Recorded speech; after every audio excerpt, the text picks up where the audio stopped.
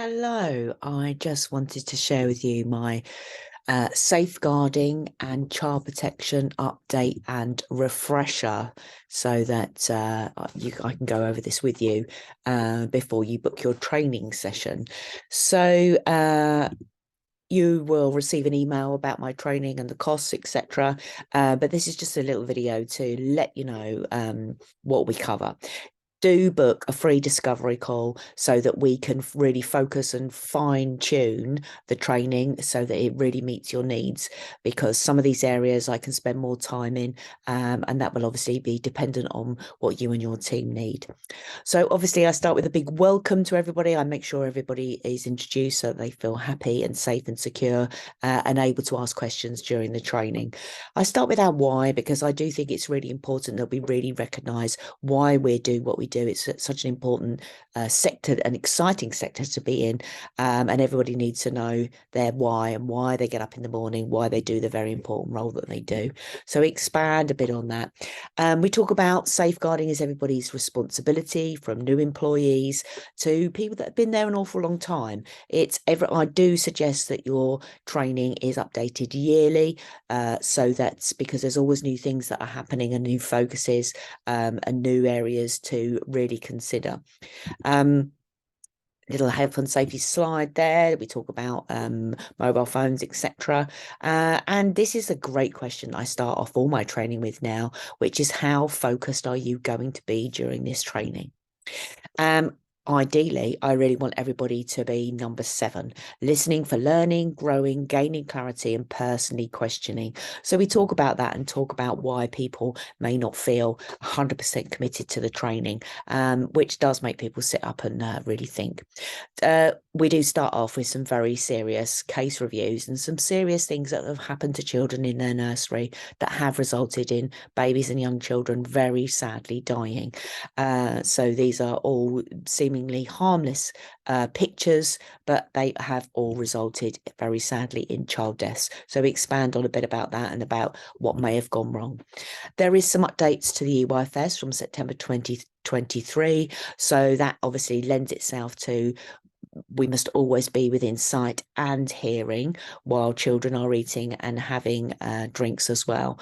And I do suggest that you bring that in immediately if you can, but definitely that is a change that takes place from September 2023. We've also got a change to the ratio requirements, so we expand on ratios as well. Then I introduce myself and tell people why I've been in the sector for so long, but also that qualifies me for, being a trainer and delivering safeguarding and child protection training. So I talk about a little bit about my journey, which makes people really connect with me so that they continue to listen and focus. And I tell them that I'm really on a mission to make sure that everybody that works with babies and young children is really the best that they can be at all times. And that's really my mission. I am NSPCC trained, which is important. And obviously every safeguarding and child protection training does start with triggering. So we explore that, what it might feel for the person, but also what triggering might look like for your other team members, but for parents and for children as well. Then we expand on these am I questions, which are important because everybody wants to feel safe, secure, loved, wanted, successful, good enough and purposeful. But that lends itself to some things that are going to crop up later in the training. We talk about the difference between safeguarding and child protection. Obviously, we safeguard all children, and some children are in need of protection. But safeguarding in an EYFS setting is really not just about protecting children from deliberate harm and neglect and failure to act. There's a much broader aspect to all of this, which we expand on in this slide. This is really about contextual safeguarding. So we talk a bit about your environment and the context of your setting, that, where you actually sit, and that helps people to frame that context. We refer to Maslow's hierarchy of needs. Obviously, that's something that's written in way back in the 1940s. So we talk a little bit later on in the training about what children really need now. I do leave people with some homework to do, and reading the EYFS is certainly one of those. So expand on that and the different titles that are in section 3 of the EYFS to make people really understand that, say, we safeguard all children. So we talk a bit about behaviour there, etc. Some of those things, we talk a bit about COVID and about why that could have been a potentially difficult time, and the difficult time that we're currently in. I do think it's potentially difficult. It continues to be difficult from a well-being point of view, but also from financial point of view as well, because some of these factors could absolutely contribute to children's safeguarding and child protection. We then talk a little bit about, these are some recent Ofsted reports, and why, why those things need to be explored and changed and developed. Well, I do refer to the Inspecting Safeguarding Early Years document, which has all these other areas of abuse as well. So we expand on a little bit about all of those so that people really have some understanding about what they all mean. And then I also refer to Keeping Children Safe in Education, which is a fabulous document.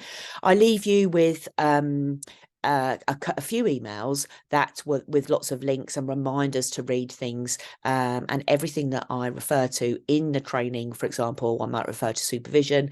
If you haven't got a good supervision form, or you'd like to take a look at mine, I send you that too, so you're more than welcome to have that. Here we talk about responding in an emergency. We've got Martin's Law coming up, so I expand a bit about that. And bring in some scenarios around emergency as well. I'm always, every training I go to, I'm always picking up on different scenarios, because nobody wakes up in the morning thinking that there's going to be an emergency today. So it's about how we react to that. So we do explore a bit about that. And I do have some emergency documentation for you as well. But are we ready for each child?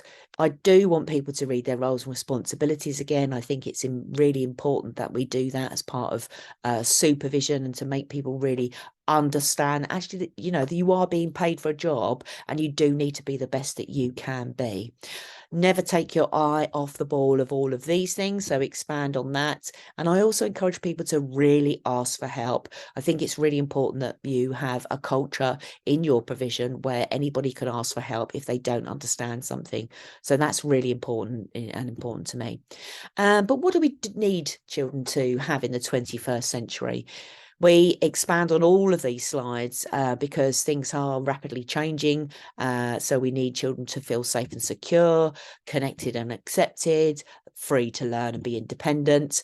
And obviously throughout the training, there's lots of opportunities for any questions, which I think is really important, and often comes questions that we expand on a bit, and they're appropriate to do that. But I'm very good at keeping people on track and not not listening to that, because there's always somebody in the training, the tall poppy they're called, that always wants to say something or always wants to bring lots of questions, but I'm very good at managing all of that, so don't worry.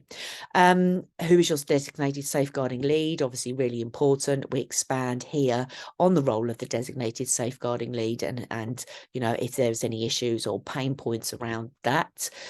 These are my local safeguarding partners, but if you are having training delivered by me, I'd take a bit of time to research your local safeguarding partners and your local threshold document, because they do change in each local authority, so that I really fully understand your local information, which is obviously really important.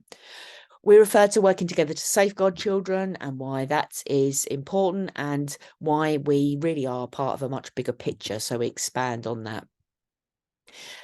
These sections are really linked to the EYFS, so these are literally cut and pasted. The yellow versions are my indicator that I spend a bit more time talking about your individual policy and procedure, and why your policy is important, and why it's important not to have a policy that's copy and pasted from something else. They need to be really succinct.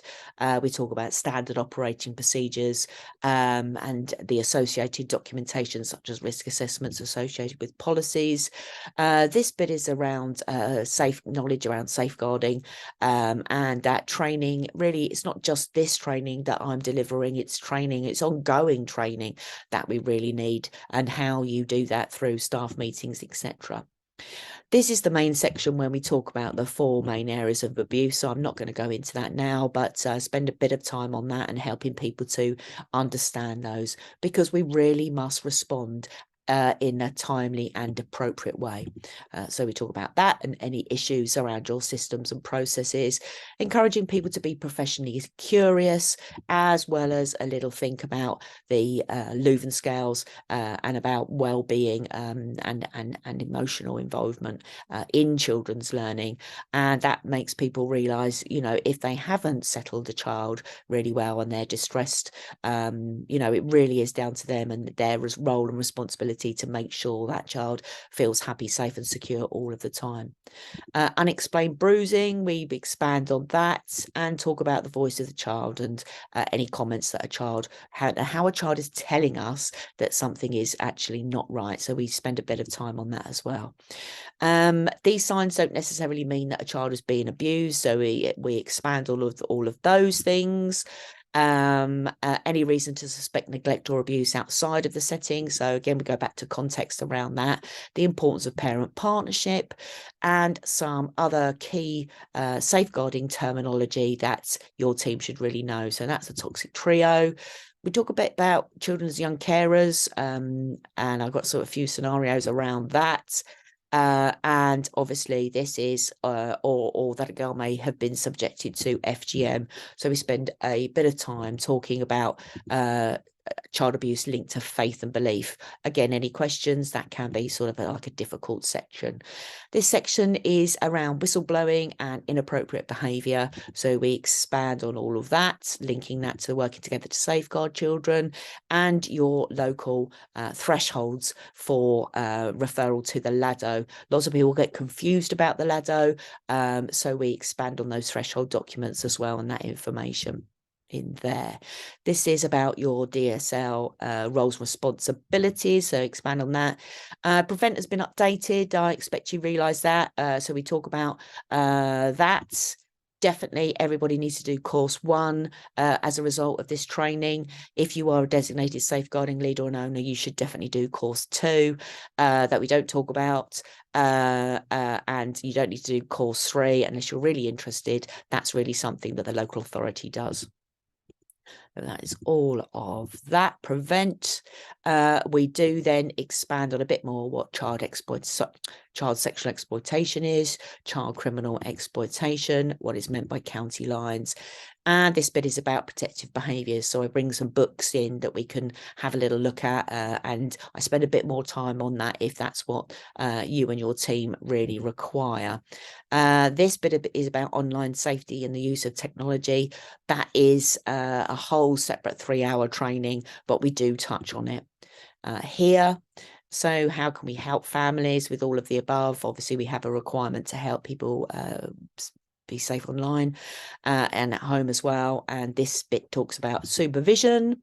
So a little bit of background about a little bit of, you know, homework for people to do. So we expand on that, talk about ongoing CPD, leave people with some top tips, and hopefully the training has helped. I send you a certificate of attendance in advance, so you can add people's name there and you can email that and forward that to them.